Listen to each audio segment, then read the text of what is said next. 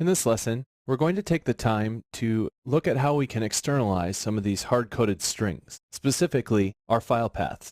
This way, when we go ahead and deploy this application, we can quickly and easily configure these paths and we won't have to modify our code, and that makes it very easy to deploy to multiple machines with different path configurations.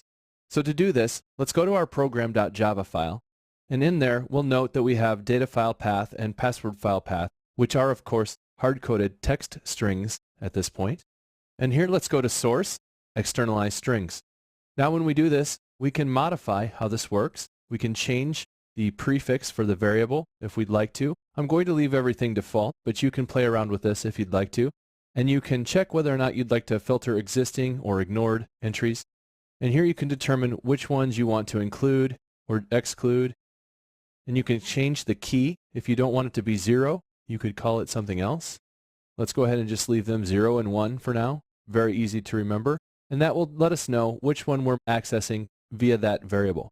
It will then point that out here as well in the context. And we can determine the accessor class, which of course is going to be the default here, program.messages, which we'll be able to configure if we want to. We could change any of this information. If we want to change the class name, there's a pattern on how it's getting information. Probably don't want to mess with that too much. And this is the text file name that will be generated ultimately where our data will be stored.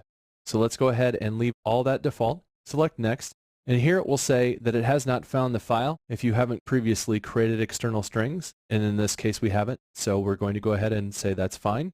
And finally, you can see where it's going to perform these changes. And it will tell us that it will create this class messages, be able to get the string based on the key that's passed in, 0 or 1 or program.0 or program.1.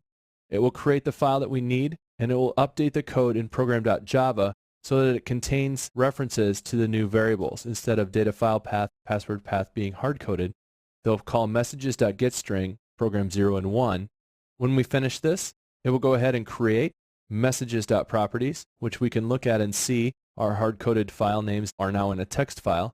So we could easily modify this text file or properties file, and when the program is run, it will reference directly to that file from the messages class that's been generated and call program.0 key or program.1 key to get the correct file path. Thereby, now we've externalized the string for our file path and made it possible to deploy to multiple machines with easy configuration in the messages.properties file. And that wraps up our look at externalizing strings.